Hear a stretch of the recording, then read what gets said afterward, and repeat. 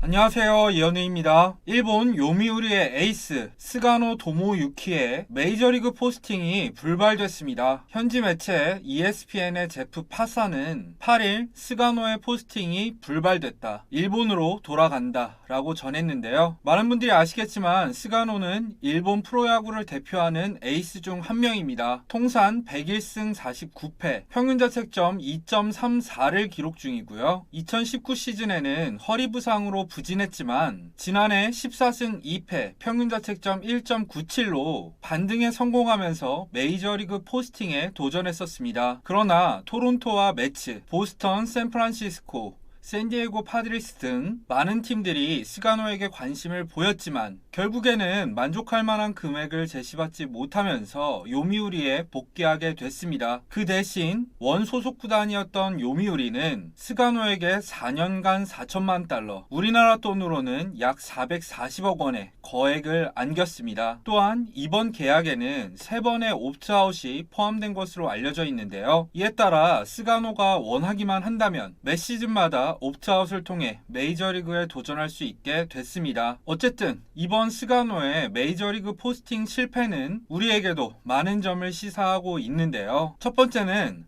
아시아 선수들이 메이저리그 진출을 하는 데 있어서는 나이가 굉장히 중요하다는 것입니다. 스가노의 일본 리그 통산 성적은 앞서 1억 달러가 넘는 계약을 맺고 메이저리그에 진출했던 다르비슈 유나, 다나카 마사히로와 엇비슷합니다. 단 진출 실점 나이는 차이가 있었는데요. 고등학교를 졸업하고 바로 프로 무대에 뛰어든 다르비슈와 다나카는 만 25세의 나이로 메이저리그에 진출했었습니다. 마에다도 만 28세의 나이로 메이저리그에 진출했었죠. 반면에 스가노는 도카이대를 졸업하고 요미우리에 진출하기 위해 드래프트 재수도 불사하면서 프로 입문 시점 자체가 조금 늦었습니다. 그런데 일본 프로야구에는 포스팅 진출 시도를 위한 최소 시즌이 없다는 점을 고려했을 때 무엇보다도 포스팅을 신청한 시점 자체가 늦었죠. 이렇게 된 배경에는 요미우리가 원래 포스팅을 잘 허용해주지 않는 구단이기도 하지만 결국에는 본인이 선택한 길이라고 봐야 할 것 같습니다. 물론 저는 모든 야구 선수가 메이저리그 진출을 최종 목적으로 둘 필요가 없다고 생각하는 편입니다. 사람마다 추구하는 가치는 다를 수밖에 없고 결국에는 자신이 생각했을 때 가장 좋은 선택을 내리면 되는 거 아니겠습니까? 사람에 따라서 자국 리그에 남는 선택,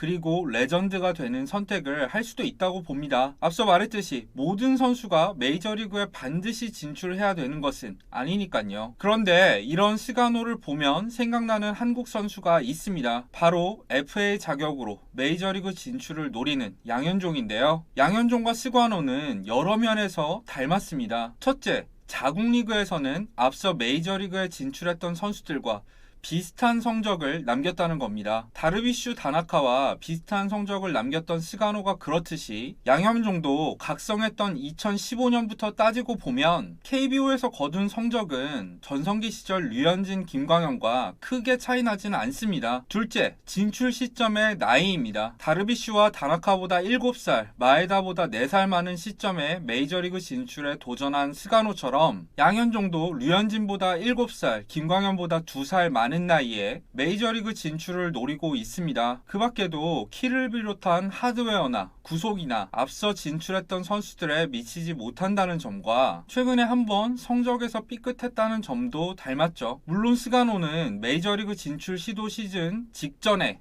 반등에 성공했고 양현종은 직전 시즌에 못했다는 점이 조금 다르지만요. 가장 결정적으로 이런 여러 가지 조건들 때문에 앞서 진출한 자국 리그 기준으로 거의 동급의 에이스들보다 메이저리그 구단들이 제시하는 조건이 훨씬 나쁘다는 점에서도 그렇습니다. 그래서 먼저 포스팅 진출 시도를 했다가 마감 시한 전까지 만족할 만한 계약을 제시받지 못한 스가노는 결국 거액을 받고 요미우리에 남는 길을 선택했는데요. 양현종이 도전 또는 잔류를 선택해야 되는 시간도 얼마 남지 않았습니다. 물론 양현종은 FA라서 원하기만 한다면 얼마든지 자유롭게 메이저리그 구단들과 시즌 시작 전까지 얘기를 나눌 수도 있을 겁니다. 하지만 양현종 선수 본인이 새 시즌 준비를 위해서 이달 20일까지 거취를 결정할 계획이라고 하는데요. 그걸 고려하면 지금부터 약 2주도 시간이 남지 않은 셈입니다. 현재까지 알려진 바에 따르면 양현종은 얼마 전부터 마이너리그 거부권을 보장받는 것을 고집하지 않기로 했다고 합니다. 단 나이에 따른 리스크를 고려했을 때 스플릿 계약만큼은 절대 받을 생각이 없다고 하는데요. 만약에 메이저리그급 계약을 맺지 못할 경우에는 국내에 잔류하게 될 가능성이 큽니다. 그 경우 당연히 가장 먼저 기아와 협상 테이블을 차리게 되겠죠. 관계자에 따르면 현재 기아는 재계약 대상인 선수단 거의 전원과 계약을 마무리하고 양현종의 선택을 기다리고 있는 상황이라고 합니다. 외국인 선수들도 2월 초에는